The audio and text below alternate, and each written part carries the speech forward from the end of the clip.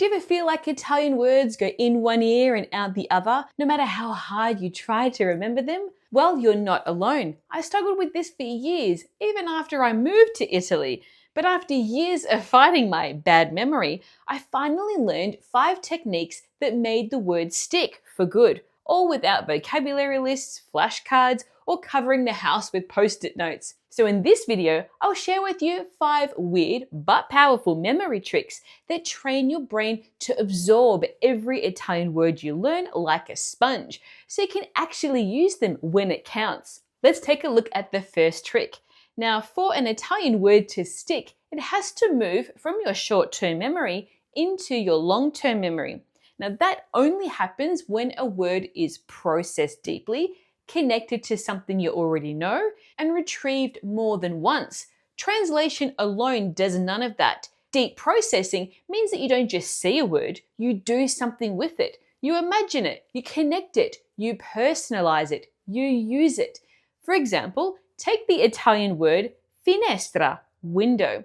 You might notice that finestra sounds like Finnish minestra from the word minestrone, soup. You picture yourself finishing a minestrone by a window in Italy. You imagine the light, the street noise, the smell of the soup, maybe even a sentence like Apro la finestra mentre finisco la minestra.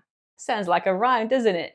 Now your brain has a sound connection, a visual image, and a real-life context, and a sentence that you produced yourself. This is an example of deep processing. You didn't just see the word finestra, you worked with it, you made it your own. So, memory trick number 1 is turn Italian words into ridiculous images. Around 80 to 90% of information that we absorb is visual, and a large percentage of us, 65 to 80%, are visual learners. So most people recall images far better than text. So stop memorizing translations, start memorizing pictures. Make them up yourself. Here's another example. Take the Italian word mare for sea. In English, we have a word with the same spelling, but it's mare and it means a female horse. So instead of thinking mare equals sea, we can do this. You imagine a horse, a mare, running along the sea, the mare, an Italian beach. And that's it. It sounds a bit silly, but is it memorable? Absolutely. This gives your brain something concrete to play with, to store and to easily retrieve. Now, the stranger the image that you create, the stronger the memory. And when a word reminds you of something that you already know, like mare in English with mare in Italian, you can use that connection to lock in the Italian meaning. Are you enjoying this lesson? Don't let the learning stop here. Make sure you download your free PDF cheat sheet for this lesson, which includes all these memory tricks and more. Just click on the link in the description below this video.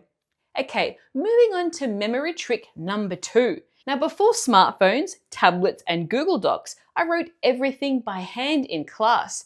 Notes, exercises, homework, it was all on paper. Now, looking back, I now know that not having those tools worked in my favor. Putting pen to paper played a huge role in how well I remembered Italian words and grammar. Because writing forces deeper processing. Remember I mentioned this earlier? Now, the reason for this is that you slow down. You summarize ideas into your own words, your processing. And that extra effort strengthens your memory. In fact, the Association for Psychological Science says that there is something about typing that leads to mindless processing, and there is something about ink and paper that prompts students to go beyond merely hearing and recording new information. So memory trick number 2 is write everything down, or even better, you can draw something like a child would. Now, you don't need to be artistic. Drawing forces deep processing as well, which is exactly what your memory needs.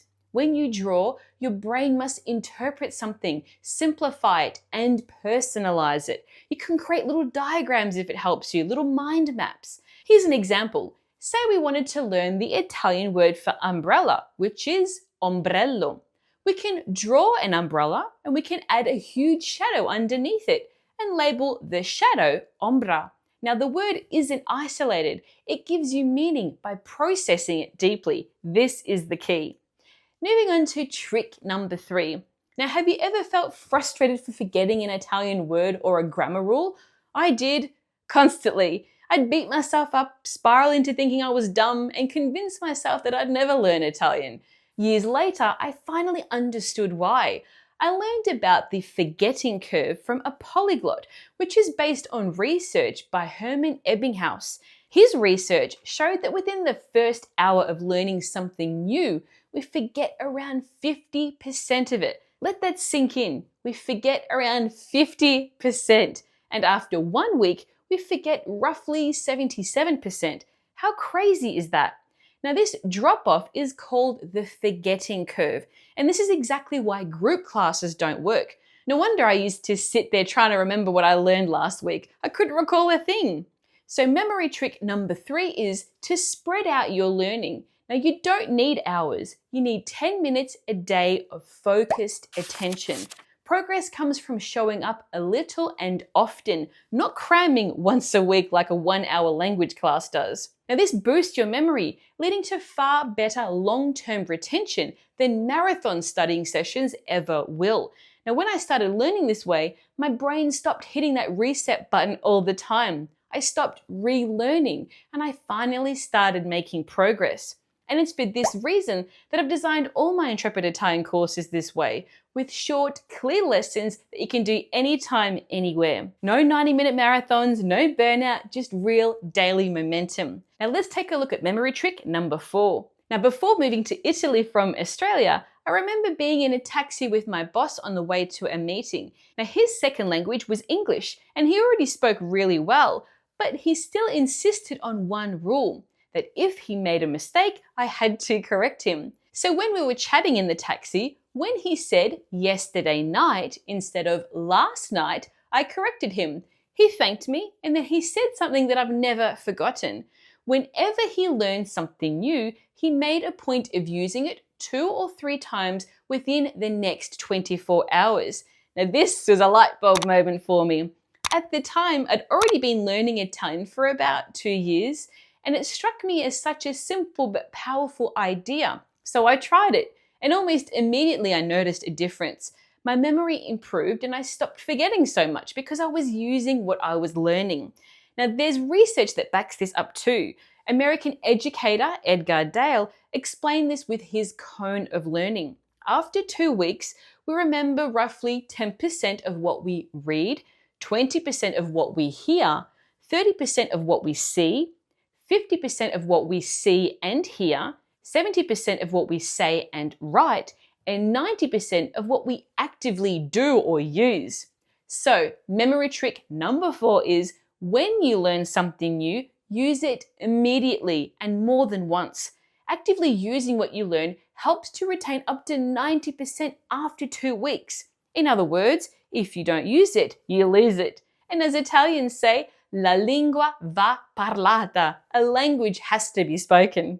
Are you enjoying this lesson? Don't let the learning stop here. Make sure you download your free PDF cheat sheet, which I've linked to in the description below this video. Okay, moving on to memory trick number 5. Now, this next memory trick is probably my favorite. It was developed in ancient Greece, long before books, notebooks, or even widespread writing. Now, at the time, Greek orators had to deliver long speeches from memory. No notes, no teleprompters, no PowerPoint presentations, so they needed a system. Now, according to legend, this technique is linked to the Greek poet named Simonides of Ceos, who lived in the 5th century BCE. Now, after a banquet hall collapsed, Simonides was able to identify the victims because he remembered where each person had been sitting. That moment led to a powerful insight, which is we remember places far better than abstract information. Greek speakers, philosophers, and politicians took this idea and turned it into a formal memory system called the method of loci, loci meaning places. Now, to do this, they would imagine a familiar building, mentally walking through it, placing ideas, arguments, or words in specific locations. And when it was time to speak, They would simply walk through this imagined space with their mind and retrieve the information in order of seeing it. So memory trick number 5 is use the method of loci, also known as a memory palace. Now again, a memory palace is a familiar place in your mind where you store words using images. It doesn't have to be a palace either. In fact, it works best if it's somewhere you already know very well, like your home, your office, or your childhood home. The more familiar the place, the stronger the memory. When you attach a word to a place and a visual image, your brain has multiple ways to retrieve it. So instead of struggling to remember the word directly, your brain remembers the location first and the word comes with it. That's exactly how ancient Greek orators recalled hour-long speeches without notes. So here's how to build your own memory palace step by step. First, choose a place that you know well. Your home is perfect. Mentally walk through it in order. The front door, the hallway, the lounge room, the kitchen, the dining room, the bedroom. Now place one word in each location and add a clear image for each word. Make the image interact with the space. The stranger the interaction, the better it sticks. For example, if you're learning the word gatto, cat, you can imagine a cat scratching the gate as you walk in.